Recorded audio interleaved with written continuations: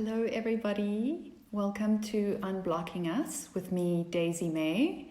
Thank you so much for joining the conversation today. Unblocking Us is where we share real life experiences, stories, opinions, coping techniques. We're trying to help lift the veil on what is really happening in our lives and what we're seeing on social media. So it's an interesting time, and we're all just trying to navigate our way, trying to find our way through these uncertain times where the only certainty seems to be uncertainty. Really, we're peeling back the layers, trying to figure out where we are, creativity, courage, vulnerability. What are we doing? Where are we all? And how are we going to get there? What are the next steps? So we're hoping to just shed some light on everything around us and what everybody's really going through. So that is what Unblocking Us is all about. So it's just a conversation, just a platform to be able to be sharing. So it's beautiful that you can all be here and join this time with me. And just have a conversation. I am very excited today because we are going to be chatting to Craig House, and I will add him in 1 minute. When I first saw his work, I was quite taken aback because he really, often you can look at a picture and it's a beautiful picture, but there's no emotion, and he manages to capture such emotion in his imagery. It's so moving and so beautiful that I'm not surprised that he has been named the 2020 world's leading safari travel influencer. So it's incredible. His photos are amazing, but there's just so much more to him. So I'm going to add him to this conversation and let us see what's happening in his life.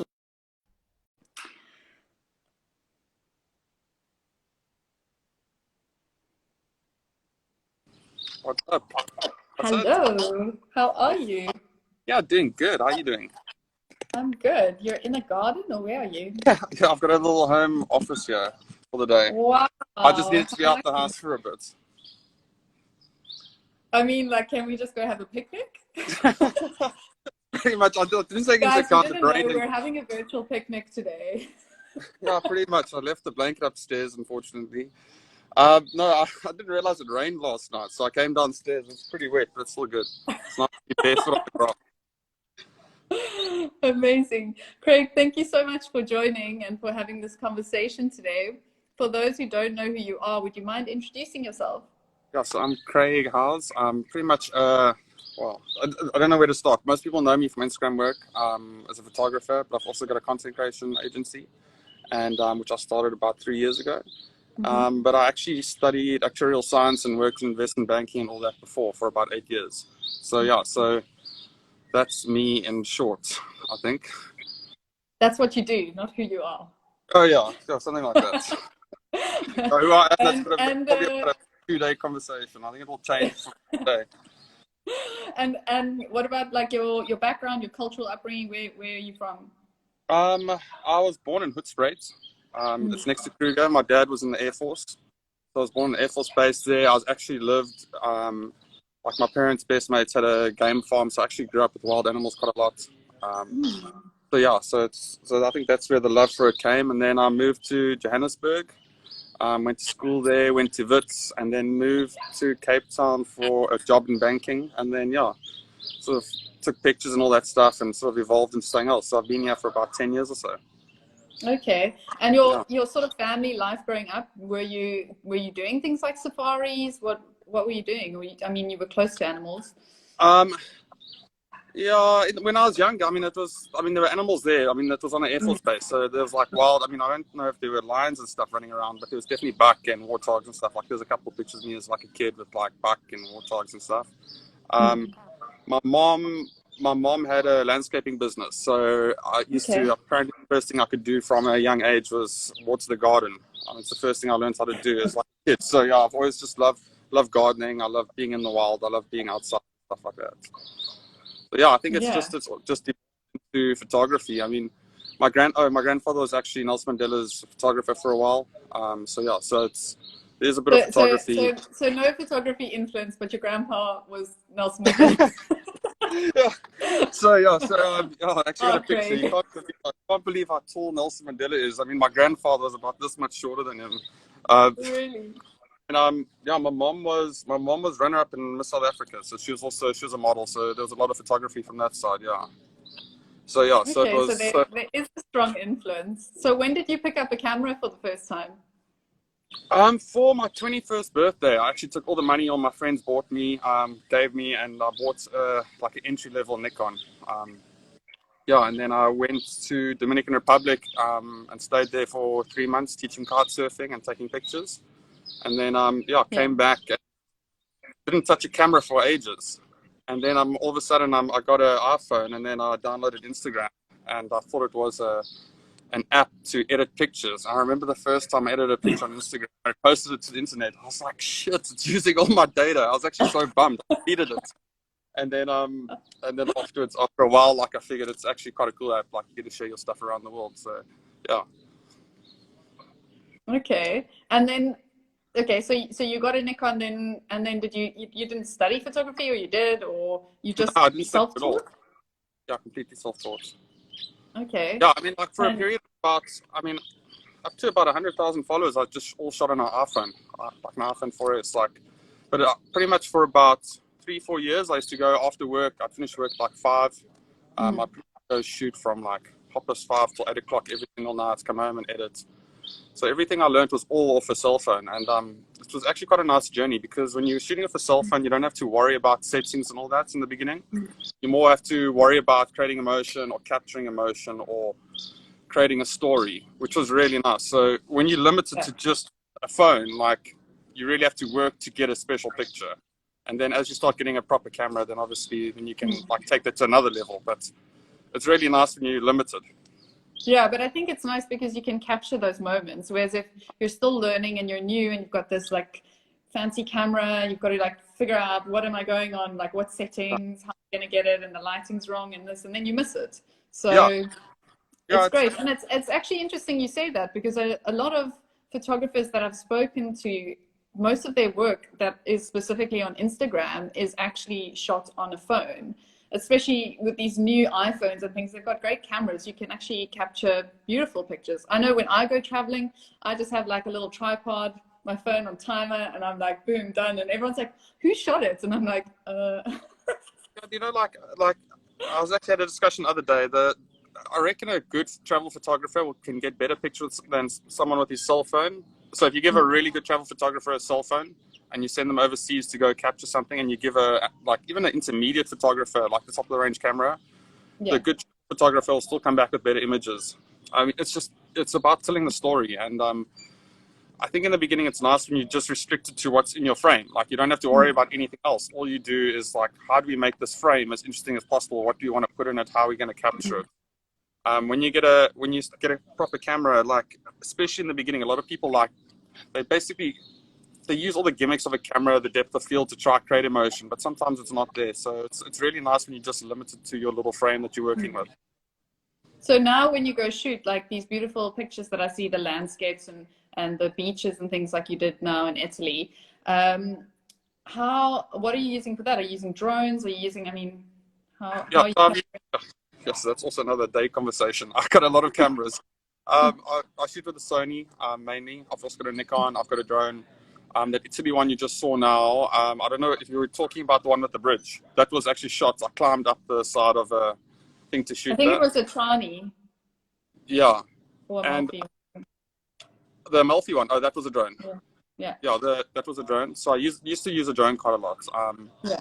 I don't use the drone as much anymore. It's really Well, nice. with regulations, I mean, I've been to Italy a lot, and I know you can't just use a drone. Yeah, it's Not. yeah. I mean, you get the regulations, but even with outside regulations, like drones I think they've been overdone a bit. Like you do get beautiful images, but you struggle to capture emotion with a drone. They Yeah. like ask for setting a scene or like that one picture that shows you everything. But to get the emotion, you actually want to get a lot closer and a lot like more personal. So what do you look for when you're going to shoot? Sure. That's also a deep question. What I try to do is normally light is obviously it's very important. It's like try to get light, but also to try to tell a story. So as I've been in photography a bit longer, I don't rush what I'm taking pictures of. So I'll normally go to the area. So I know you shared that video of me in Uganda. Yeah. I didn't really know what I was going to shoot that day when I went out. But like I went out and I just walked around and I found this little village in Uganda, and there's all these kids, and they're in like the bushes, and they're in like the crop farms, and they're doing all this stuff, and there were guys like herding like cattle and stuff, and it would have been really easy to go shoot straight away from a distance, but I went there and actually like interacted with the kids, and tried to chat to people, and like only after then like I sort of understood a bit more about them, and then I was able to capture better pictures. So for me, it's like not really setting your mind on what you want to capture. It's more going to a certain area at the right time and the right place, and then trying to see what's there and then capture that story. Yeah. I think a lot of people who've studied photography or even art, it's all about, it gets a little too technical. They lose that emotion and that free feeling of just take a picture like this and see where it takes you. You know, it doesn't have to be, I don't know, technically how a photo should be laid out. There's such a responsibility as a photographer, because there's so like you can portray something or someone so differently from different angles and how you shoot them. I mean, I watched this thing. There was 5 photographers take pictures of one person, and they told each photographer a different backstory. The one, he was a fisherman. The one, he was like a mental, yeah, he was a murderer or something. And like each photographer had to take, and they all got briefed separately, and then they all presented the work to this guy, and it looked like 5 different people. And it's incredible. Like, and the thing is, you can go to a village and you see these kids, and like you can capture them in a way where you can either show that they're happy or sad or in poverty or that they're content. And it's really important to actually understand what's there before you capture it. Yeah, that's why I think even in fashion it's changed. You know, it's gone much more for real life as opposed to these over like airbrushed images and things, because people can't relate to that. They can't relate to that. There's no feeling in it anymore. So I feel like that's at the moment, people have really got tired of like polished content at the moment, especially now with the lockdown and everyone's been inside. Like, people are tired of seeing this fake bullshit, like, for lack of a better word. They want to see real. They want to see, people more appreciate it like an authentic cell phone video than an over polished video that they can't relate to. well, it's even the playing field, hasn't it?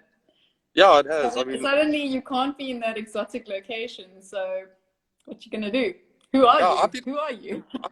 I've been amazed. I can't believe some of my friends, like just guys that like, so I took the jump and I went into a creative field. I mean, I was in banking, but a lot of my friends that like I never realized were good bakers or good at poetry or good builders or good like carpenters. Like, they've all just found these random little talents and that they're really good at.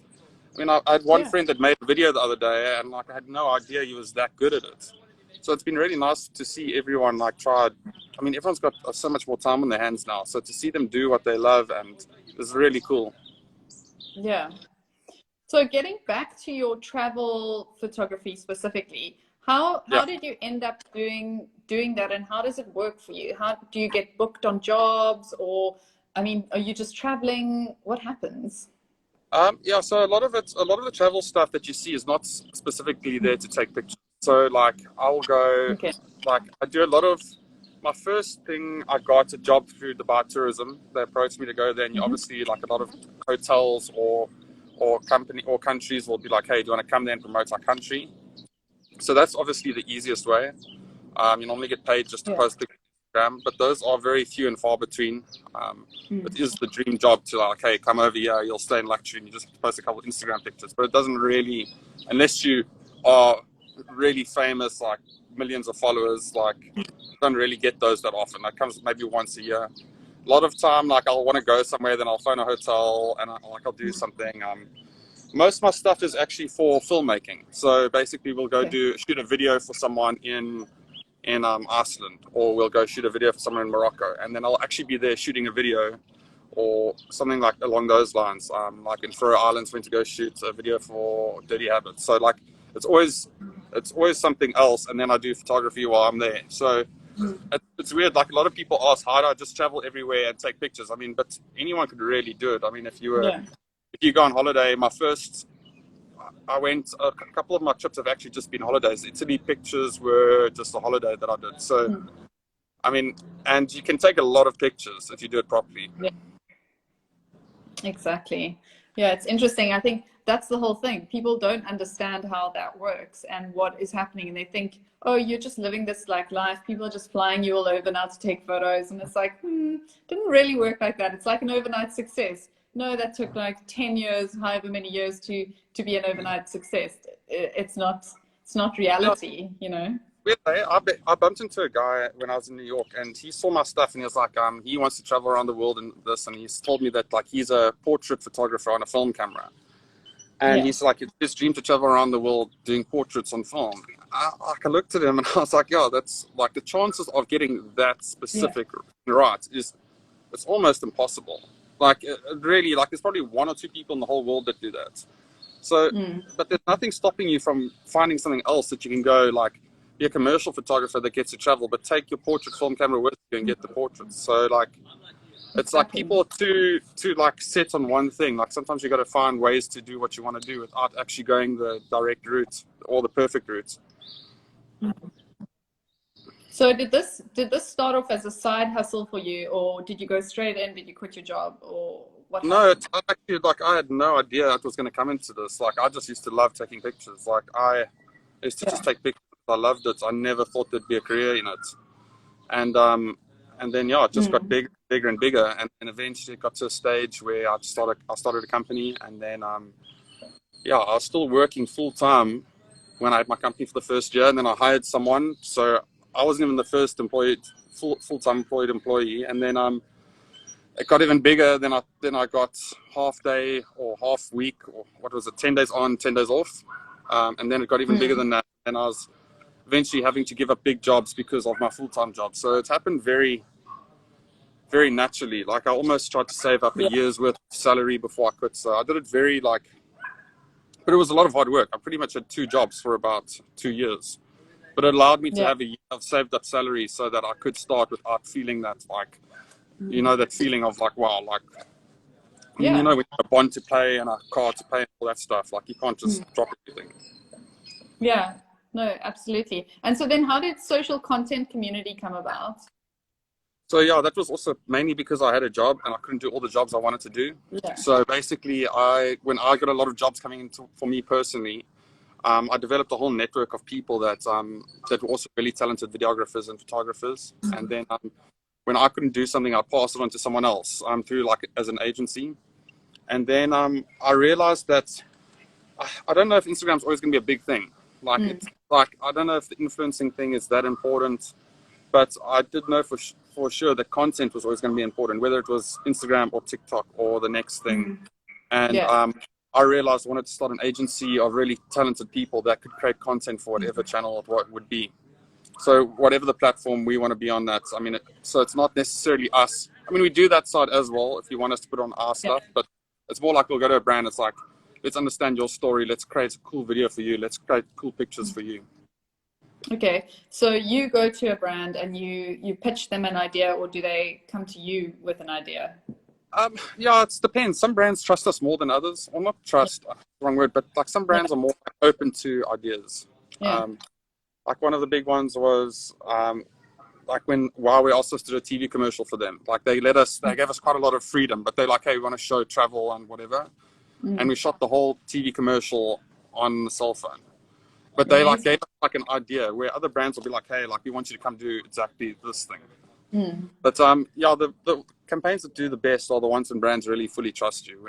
They understand why they've hired you and they give you creative freedom to do it within boundaries. Yeah, I think it's also difficult because they have agencies, as in advertising agencies and things, that are putting together these storyboards and the moods and everything, and then it comes through to you maybe, or the next guy, and people are pitching, and then they're casting, and it's all over the show. So for it to actually eventually translate into what is an ad or video or whatever is quite a process, and it can get lost along the way. And I think that's what I think is great about something like what you're doing, because it's so much more controlled. You've got control over the creative.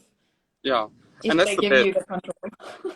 Yeah, and it's really nice. I mean, like every now and again, it takes a while to get that trust, but like generally it's different. Like the way you, in the old days, advertising was something you were forced to watch. I mean, you would be watching whatever you're watching, Grey's Anatomy on Mnet, and like they'd put an ad down your throat, and like you pretty much are forced to watch it unless, I mean, and like you had to watch it. It didn't have to be good. Where now, like you're not gonna go on a channel, like there's so much. You go on YouTube, like every now and again there's a forced ad, but the brands that do the best are, I mean, if you look at Nike on Instagram, I mean, they've got millions of followers, and those people want to see them advertising to them. So like social media has brought up a time where people, if they don't do advertising properly, people are not going to watch. Well, now I think Instagram is going to change, because I don't know if you know the latest things that are going on, but apparently there's going to be, they're trying to make IGTV like YouTube. Yeah. And that means ads. But so really, yeah, I know, it's crazy. Like, yeah, it's crazy what they're doing with everything. Like I kind of miss the days where you had to take the picture live. I mean, I don't know if you had Instagram back then. You get live, you had to use one of their filters. Like now there's so much stuff you can do, but it is an incredible platform. And what I've realized is, as much as I moaned about it in the beginning, about when they're doing all the changes, you can literally, it's so dynamic. You can almost create like a mini website on your Instagram channel. I mean, you can have, like, you've got carousel ads, you've got stories, you've got videos. It's kind of like a whole portfolio in one. Like you can have, you don't, before you had to have YouTube, a website. Now you can almost have like everything in one spot. I mean, you can write blog articles behind a picture, so you can go through there. So it's so layered, and it's such a powerful platform. And like, I've actually got to the stage now where instead of moaning about it, I actually want to see how I can use the platform to its full extent, instead of like being like, there's too much stuff here. Like there's like, the problem is everyone sort of sees Instagram as it should be used as this, but it's such a powerful platform to be used the way you want it to be used. Sorry, there's a kid on a skateboard. They're not allowed out. Someone threw a rock at them. No, there's such powerful things you can do with it, and I think if you really put your mind to it, you can create a really powerful portfolio there. And I've always said, people follow you on Instagram because you add value to their lives. And I feel like Instagram's given you like almost like a template or a really incredible platform to add a lot of value to people's lives, whether it be stories or pictures or whatever. Yeah. So now during this lockdown and everything, obviously we've seen all kinds of things, from the TikTok videos to banana bread to who knows what, we've all had our fair share. What have you taken from it, like in a good way? People are positive?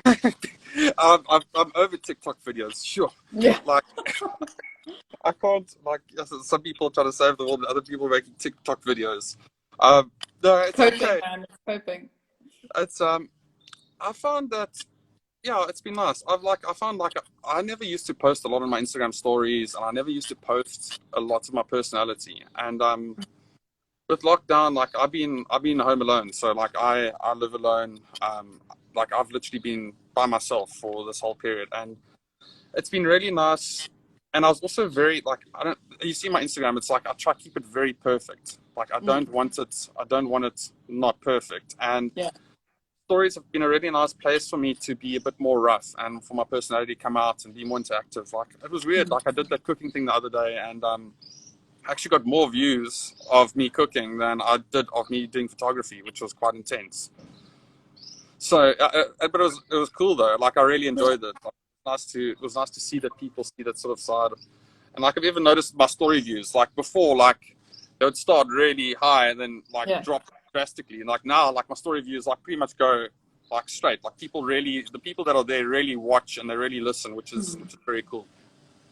So I think what's interesting is it's all about authenticity, right? Yep. So if you're being your real self, it comes through. And that's why probably you saw this with your cooking.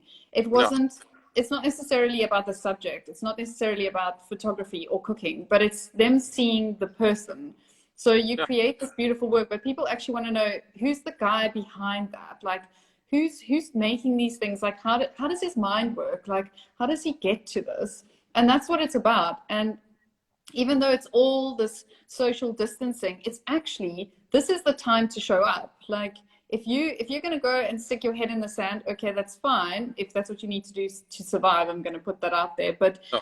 if you really want to like make waves and get through this thing, well, you've got to try and survive, and you've got to stand up and do your thing, whatever that is, however that is. And I think that's what's been so interesting, and the community aspect of it all coming together. Community is everything right now. It's literally like, if we don't do these things where we have these social connections, whether it be Instagram Live or a FaceTime or whatever it is, what are we doing? We're isolating ourselves. So we're pulling ourselves down into this hole, and we're not going to come out of that without actually socializing. We're social animals. Yeah, I So mean, what you said now is so true, because like a lot of the pictures I take on, like, photography is not rocket science. I mean, it really isn't. I mean, any person with like half a brain and a bit of time and whatever can be a good photographer. It's more people more interested in how are you able to get, how did you make the jump? And like, I think that's the nice thing, is to show the story. I mean, like, honestly, like, anyone who wanted to travel the world and do what I do, it's possible. Like, it's really possible for them. I mean, like my barrier to entry was actually really hard, because I worked in banking, so I had to like try and make the banking salary for me to jump. Like, it was a really hard jump. Like, if you're young, you don't have to match that. I mean, I owned two flats I had to pay off, so like, for me to jump into from the one to the other was a massive thing. But like, for a young person who wants to get into it, I mean, if you just put a bit of time and effort in, like, you could do it pretty easily. yeah, no, absolutely. How do you feel about the validation on social media? So, like, if you get a certain amount of likes, is it something that you look for? Is it something that doesn't matter to you? How do you feel about that? Yeah, I took it pretty hard in the beginning when Instagram messed the algorithm up and down. Like, it is in the beginning, it is hard. Like, but as I've got more used to it, like, I realized that art is not supposed to be about likes. So, also, some people just don't get art. Like, what's beautiful to one person is not beautiful to another person. Like, obviously, a sunset and a beach is always beautiful, but like, it's, yeah, for someone, like, some art's really complicated. Like, so if some people don't like it, it's because they don't particularly understand it. Um, Yeah, but also, I mean, now I've been putting a bit more of my own face in, so if I get less views, then no. But I think I'm old enough to understand that. But I have seen a lot of specifically vloggers and influencers really melt down. Like, for me, I know in the beginning when, like, I would get, say, like, I mean, I had my likes halved overnight one day, like, when they changed the algorithm. So, like, all of a sudden you're going from like 10,000 to 5,000 or 2,000. It's like shit, did my photography get bad? And in the beginning, it's hard not to take personally, but then you sort of get over it. It doesn't really matter. Like, I prefer getting really good comments from people. Like, I get more joy in seeing like a photographer or someone I really respect saying, "Hey, I love that picture," whether I get 800 likes or 10,000 likes. Um, but yeah, validation's really hard. Like, when you throw something out at the world and it doesn't come back at you, then it's, you know what it is like. Have you ever been like on a breakup with someone, like, you don't message the person and you're fine, but as soon as you message them and then they don't message you back, then it's like, it's the same thing with social media. Like, if you like pour your heart out to, like, whatever, this, I'm depressed, and then no one comes back and it's like, oh, shame, like, whatever, then you're sad. But if you'd never said that and you don't expect the validation back, then it wouldn't really be an issue. Yeah, I don't know. It's like, a bit, to be honest, I'm a bit worried about the younger generation. Like, I'm lucky enough to have had real world experience. Like, I worked in a normal thing, but like, for like, especially these guys who get really famous from a young age, on Instagram, like, and I've met a lot of influencers, and there's a lot of little shits out there. Like, there's guys that really respect it, but then there's other people they get treated like a king and a queen just because they do funny TikToks, and they can't relate to real world or to real people, and it is a bit worrying. yeah. Well, my theory is you're not free cake, so you can't make everybody happy. And if and if you're authentic, there's going to be people that don't like you, and there's going to be people that leave. And it may have nothing to do with you. It's like Yeah. me saying, I don't like Star Wars. It doesn't mean Star Wars isn't good, right? It's made millions. Over. It's made a lot of, Yeah. everyone's left now. No, but it's the same thing. It doesn't define who you are, it doesn't make you better or worse off. It's a number. And rather have an engaging community and people that are real and that you can connect with and that are really there. Like, my favorite thing is when I get a little comment that someone goes, that what you said today really meant something to me, or like that thing, like really resonated with me, thank you. I'm just like, done, day made. I think my little brother's trying to pick you up here. Mark R. Howells. It's like, did it hurt? I'm waiting for his cheesy. I think he's got a cheesy second line coming up there soon. Oh, I thought he was He's talking stuck. to you when you weren't getting likes. He's stuck on a boat in France. He's been there for like 3 months. So I think he's bored. Oh, wow. But the other thing with social media is everyone thinks that their opinion like There you matters. go. Like, yeah, everyone's like, here we go, Mark Howells. Yeah, Mark Howells is very good looking, so his pickup lines are normally really bad. He doesn't have to rely on his intelligence too much. He's got a little top knots and stuff. But anyway, it's everyone feels like their opinions, like everyone feels like everyone should care about the same things they care about. Just because you care about one thing doesn't mean that you don't care about another thing.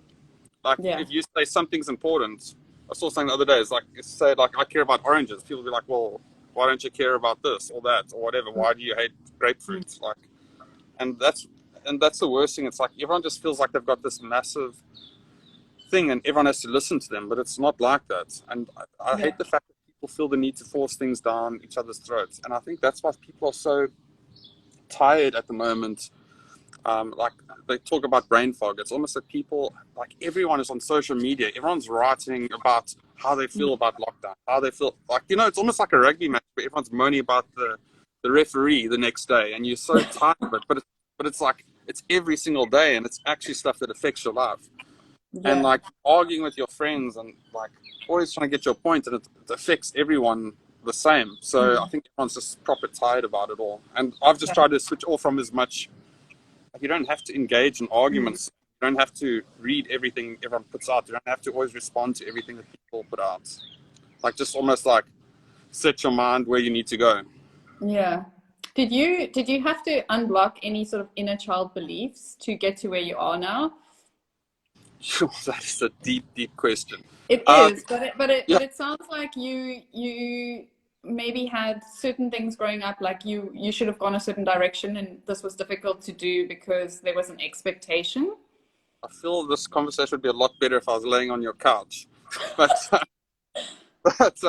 like, I feel like, yeah, I mean, there's a lot of stuff you learn as from a child. Like, there's a lot of beliefs. Some of them are good, some of them are right, some of them are wrong, some of them are just misunderstood. So I feel like everyone has to. I mean, you think you spend your whole life growing up believing a certain thing, like you act certain ways, you love certain ways, whatever, and it's because how you've been treated by people around. And sometimes it's not always right.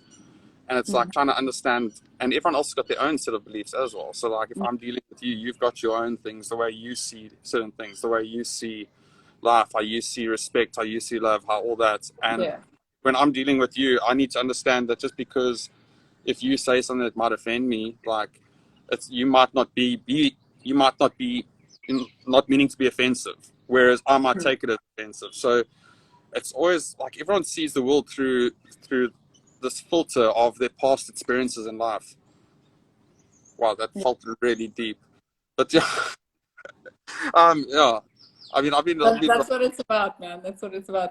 So how do you step into your worth? How do you stay in your worth in what you're doing and how you are? How do you not get like blown away by all the fluff and the pretty nice things and the comments and all this stuff? How do you ground and sort of stay in yourself? Well, I don't really show all of it. I mean, like, I keep a lot of it back for myself. Like, I've got another project I'm working on that most people haven't seen a lot of. Well, hardly anyone's seen it. I want to do portraits from around the world. So most people, just my little brother, I lost my number. Um, anyway, like I'll keep a lot of work back, and I will, like I don't show it to people because I don't want validation from people. Like it's not about what other people think. It's Or do you fear that you'll get a different reaction if you show too much of yourself?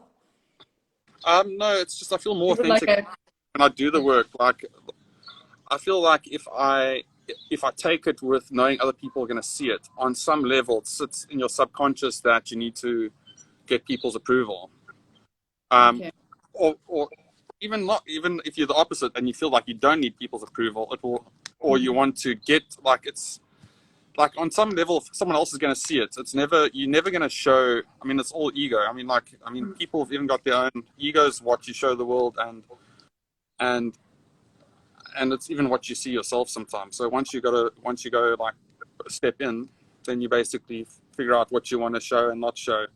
And like I've only been going through a lot of my old pictures now, and it's like not everything is beautiful, but it's beautiful to you. Like I took this one picture, one of my favorite pictures I took in Italy. It's not, I don't think anyone's ever seen it, and if anyone saw it, they'd be like, that's a cool picture, but it's like they wouldn't get the significance of it. And it was actually at the Colosseum, and it wasn't a big picture at all. It was at the Colosseum. There's this beautiful gate, and there was light shining through this like sort of steel cage. It was almost like the top of the cage. And I just, if you can imagine an arc at the top, I just took the top corner, and all you just see is like a half a little arch and a cage, and then light coming through. Beautiful. And like you would never know where that picture was taken. I mean, it's such a like a focus thing, but it was just such a like I remember seeing it, and I was like, there was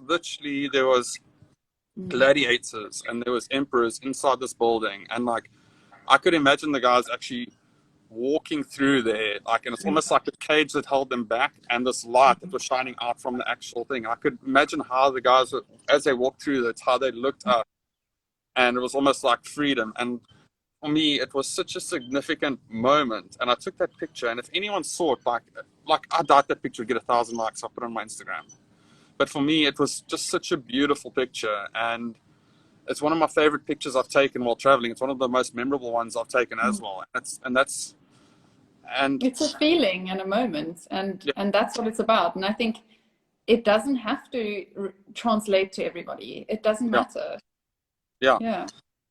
So it's I think that's the best thing, is like to not give everything out, but also not to understand that some people will dislike it, some people will like it. Like you put yourself out there, like it's impossible to please everyone. I mean, you can imagine, like there's, like I've had it, like, I mean, I'm by no means, hardly anyone knows my face. I'm by no means famous, but there have been one or two people I've met and they dislike me without even knowing me, or they've never met me. I mean, imagine you take it to the extreme level of being like Cristiano Ronaldo or like Justin Bieber. Like I know people that they for some reason hate Justin Bieber. I'm like, you haven't even freaking met the guy. Like imagine walking out into the world and someone just hates you because they've heard your music and think you're a douchebag.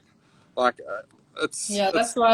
that's why you can't go in looking for that. Just be yourself, and it'll translate. And it doesn't matter if you have an audience of 2 people or you have an audience of 1 million. It doesn't matter really. Just use it for what it's there for. It's your voice, it's your way of communicating, and I think that's cool. So now during lockdown, you've been on your own. What have you been getting up to? So I've been running a lot, trying to exercise a lot. I have been cooking a lot, sorting out my house, writing a lot of poetry, writing a couple of books. I'm like, my mind's a bit of a mess, so I think a lot of different things. I got like a poetry book, I got a workbook, I got a to-do book. I've been doing a lot of putting shelves up, just random stuff. Also, like a lot of sometimes just chilling. Like some days, like you wake up, like this morning I woke up, I wasn't feeling particularly good. I was just, I don't know, it just felt like I don't know, today just felt like a heavy day in the beginning, and it's like, okay, cool, today was a bit heavy, like let's just chill the morning, like afternoon will be better, go for a run. Like I find like running can reset my mind pretty quickly. It's actually running's been really good. Like for me, I'm very competitive when it comes to sports. But the thing I love about running is like you can just put your headphones in and you can run fast or you can run slow, and it doesn't matter how, like where you're running to or what you do. And some days like I'll start running and then I won't feel like I'll just walk. And I found it as just a really like it's just really good for the soul, I think. Like it can reset your mind. Like when you're actually outside and you're breathing air or like getting a lot of oxygen in your lungs and doing what you want to do and you see different things, like your mind gets stimulated in a different way. So that's been a big thing for me. Like I must say, like the whole of lockdown, if I wake up and I'm sad, I go for a run. If I wake up and I'm happy, I go for a run. If I'm angry, So it's your meditation. yeah, it's like for me, that's exactly what it is. Running has been the one thing that's like it's really got me through this all. And it's there's something special about running somewhere. Like even when you go buy groceries, like you just feel like you've just accomplished something. Like it's quite primal, like knowing you've run. And like it sounds stupid, but like how cool it is, like you run to the shop and you go buy your steak that you want to eat, or you run to the shop and you get milk, or like the one day I went to the shop. I once overestimated my carrying ability, but I went to the shop and got wood and got 2 bags of wood and like milk and like a steak, and like I came back home and I felt like I'd literally gone wild and like caught my meal for the night. Yeah, I say I'm gonna run to the shop, but I don't run. It's just like a like I'm not really running. I'm going in my car. So have you managed to stick to like a schedule every day, or yeah, I'm you really just bad sort with of going schedules, day by but day? I'm trying to. Like it's hard when you got your own business. Like every day is the same, pretty much. But I feel like I'm really not a schedule person at all. But like especially when you got your own business and there are other people that report to you or rely on you, it's not very considerate to not have a schedule for them. So like where I don't mind working on a Saturday at like 3:00 if I feel like it. Like it's unfair of me to expect someone else to be there and do it. So I've really tried to create a schedule in a certain way. I try a morning routine, which is I've been watching a lot of Goldcast, and the one guy spoke about a morning routine, and that's been a massive game changer for me. Like in the morning, I try when I get up, like do certain things, like have a glass of water, brush my teeth, make my bed, which is I used to hate making my bed, but it's actually one of the best things I've ever done. It's so small, it takes literally 2 minutes, and you feel so much better afterwards, and you feel like you can accomplish something for the day, and then go for a run, and then I've accomplished exercise, and it's like there's so many big variable things that you don't know that you've got no control over. So I've just enjoyed the little things that I can control, like making my bed, like ticking the things off my bucket list or that I want to do for the day. And it's like, okay, cool. I've controlled my exercise, controlled my diet, controlled this. And now the rest of the day, it's like, okay, cool. I feel good about the rest. Yeah. Well, by doing those things, you're actually not tricking, you're training your brain. So if you say to yourself, I'm going to make my bed, and you make your bed, you're reinforcing this thing that when you say something, it happens. If you say, I'm going to make my bed, and then you don't, you're training yourself into disappointment, into lacking, into a different mentality. So it's an interesting thing. It's so simple, but it's really effective. There's a Marine guy that's on Goldcast that spoke about it, and he's like, and even if you have a bad day, like at least you come back home and you got a made bed. Like it's as simple as that. It's the one thing. It's like it's setting your brain up for the rest of the day that you can get shit done. Yeah, it is. It's very, very interesting. So have you been able to work through this whole thing? Is your team working? What's happening? My team is working. It got a bit smaller because of obviously lockdown. I had two foreign interns. Had to ship the one back to Germany, unfortunately, and one back to England, which was sad. And then, it's just a bit harder. I mean, like, it's just obviously business is a lot slow at the moment because of travel and stuff. But I feel like it's going to pick up in the next month or two. Not travel specifically. I think travel is going to pick up too, but I feel like I get a lot more work in terms of brands because a lot of brands really need content at the moment. And I've seen digital brands are doing really well because people aren't going to the shops anymore. So to have good digital content is a massive, massive thing. And I feel as soon as people get a bit more certainty and they realize how important digital is, I think it's going to boom. Yeah. Have you But had to do any sort of online work? So anything remote? Have you been yeah, doing like so virtual shoots or anything? I haven't done any. I'm doing a shoot in 3 weeks, hopefully, if lockdowns goes to level 3. But we've done a lot of editing. Like I did some shoots before. I haven't done really any photography, any like product photography over this time. But Yeah. we've been editing old video footage. Um, like I've got a lot of stock footage. So I mean, I've been shooting for the last, I don't even know how long, and 5-6 years, and I've got video and stuff from all over Cape Town, all over the world. So I can pull together videos of pretty much anything, any stage. So it's like pretty much reusing that old footage, making new edits. We did. I don't know if you saw that video we did about lockdown ending. It's where the Cape Town video where all the guys are skateboarding and stuff like that. Yeah, so I'll send you the link of it. But yeah, there's been doing a lot of random little projects. I want to do an online photography course and stuff like that. So it's just random stuff, but it is very hard to work. I Yeah. mean, I spoke about it earlier. It feels like your brain is always like processing information, like what is going to happen tomorrow? What is our president going to say? How do I feel about this? Should we be on 4? Should we be locked up? And like it's the whole time your brain is like trying to figure out these things, and it is hard to work. But I feel like you just almost have to be like, okay, cool, enough now. I don't need to solve this. Me stressing about whether Cyril's saying the right thing is not actually going to make any difference here. Like maybe I should just focus on what I can do and what I can control. Yeah. Your journey so far during lockdown has been quite interesting, right? So you've started a lot more fitness and you've become what is probably healthier than you were. Yeah. I mean, Yeah. I've probably dropped about like 10 to 15 kilograms. Yeah.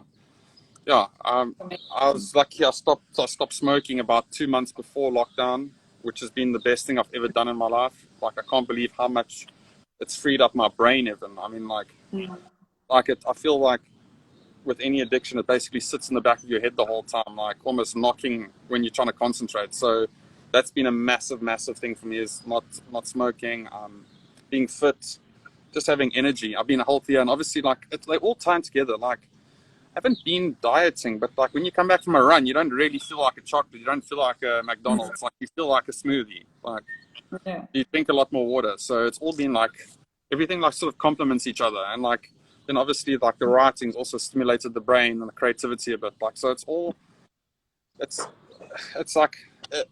for a way of life as opposed to like a goal. Like it wasn't ever to lose weight, which has been it's been a nice like side product. But the problem is like with last year I struggled with having my own business, and my brain was always there, and was just, I sacrificed all my happiness and all my exercise and all the things I loved because I was always feeling guilty that I needed to be working. And now, weirdly enough, when I put my health and my own wellness first, I actually am much more productive with work.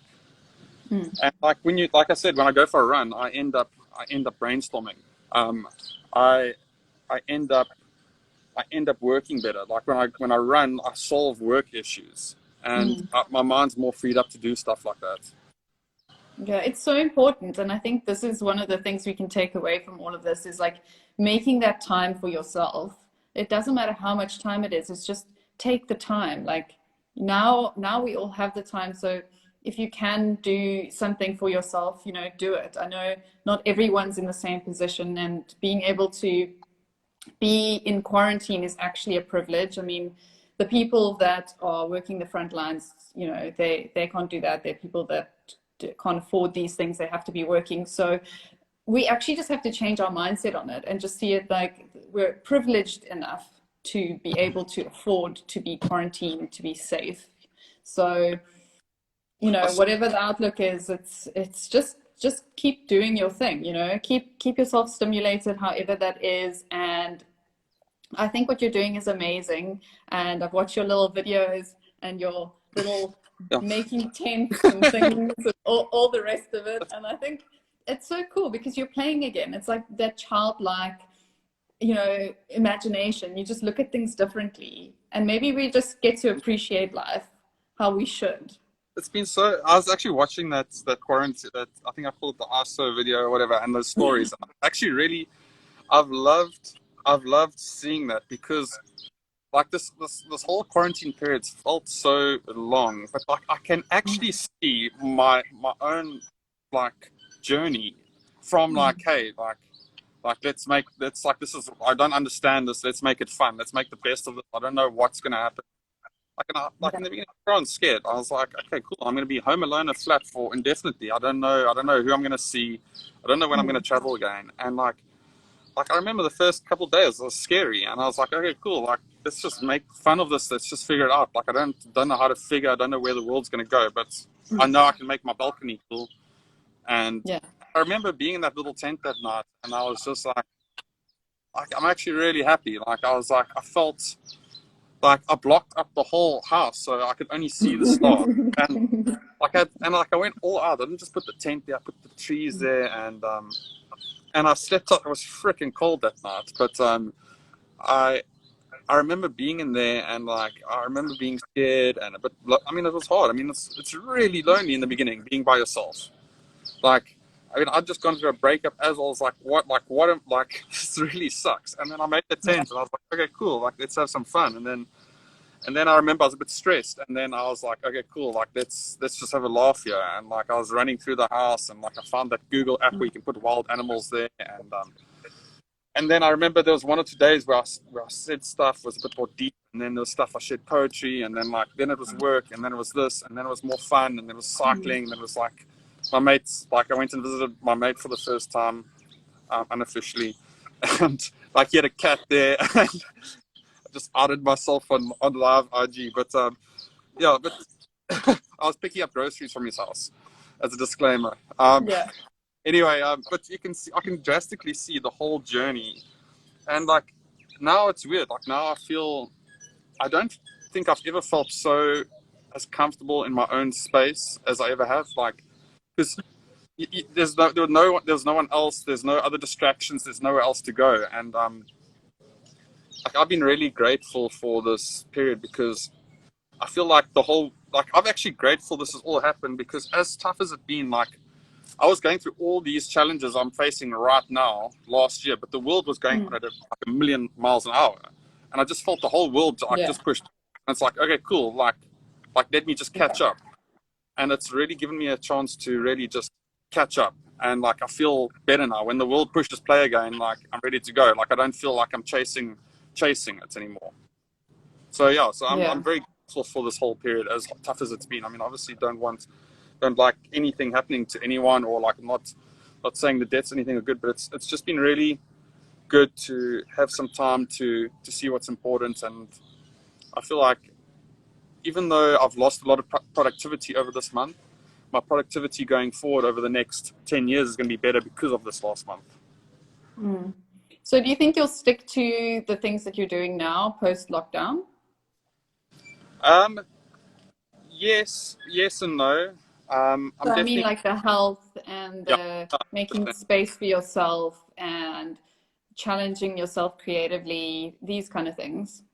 so it's weird. I was saying like my life is 90% the same as lockdown normally. I mean, I work from home a lot. Like I'm at home a lot. Like I am a bit of an introvert. Like I border introvert, extrovert, but I go through introvert stages. So I spend a lot of time at home alone anyway. I've just missed that 10% of time where I want to see people. Like it's Yeah. like 90% is exactly the same. Like most people were at work 8 to 5. Now all of a sudden they're at home the whole time. I was pretty Yeah. much at home the whole time anyway. So I'm definitely going to stick to the same health things. But I'll probably even take it further. Like I want to spend more time camping, more time in the mountains, more time hiking. Like, The simple things that we took for granted, like just being able to be in the outdoors. yeah, it's like sometimes like seeing stuff is beautiful, but it's more the feeling you get. Like I just want to be. It doesn't really matter what mountains, whether it's the Alps or the Andes, like or the Drakensberg or Stellenbosch. Like I just really want to be under the stars in the mountains with the fire. Like it doesn't like the stars are the same wherever you look, wherever you are in the world. So, well, that's not exactly true, but I was like, um, that's very almost poetic and beautiful. It's like the poet in you, like, yes, that's beautiful. The person that studied it, No cosmonauts here, please. Yeah. yeah. Okay. So Well, that's amazing. And if people want to get in touch with you, if they want to find you, how do they get in touch? I mean, obviously my emails is on my bio. Or go to Instagram. It's Craig Howes. I'm sure people, yeah, they'll figure it out. And then my email's there. And yeah, I'm pretty good with responding to emails. DMs depend. Like, yeah, I'm pretty decent with DMs, but emails always better. Yeah, you do get Yeah, a lot. DMs are no good. Yeah, DMs are no good sometimes. Like sometimes I go through stages where I just need to like flush them all out. It's amazing. You are doing such a good job. Keep positive, keep safe, healthy, all the things. But mostly, I think just keep connected to yourself. You're on the right track. I can see it, and I think you've got exciting things coming after this. There's definitely something brewing inside there that we haven't seen yet. Yeah, I don't know what it is, but there's something. Thanks, Daisy. I appreciate it. Yeah, and it's been so cool to chat and see your face. Awesome. And will you save this? Will you save this on your camera roll? I'm dying to No, get. No. sorry. I'm gonna No, don't make me hack your phone. Okay, guys, this was Craig. Say goodbye to Craig. Thank you so much, Craig. Have a beautiful afternoon and an amazing weekend. You See too. you. Cheers, Cheers. Bye. Thank you so much, everybody, for joining Unblocking Us. This is Daisy May. That was Craig, and he is an incredibly talented photographer and social media and content creator and strategist. If you want to get in touch with him, his socials, you can find him online, Craig Howes, as I say it, and you'll see him linked to the video. Thank you so much, everybody. Have a beautiful, beautiful weekend. And as always, I'm so grateful that you could join and be part of the conversation. See you again. Bye-bye.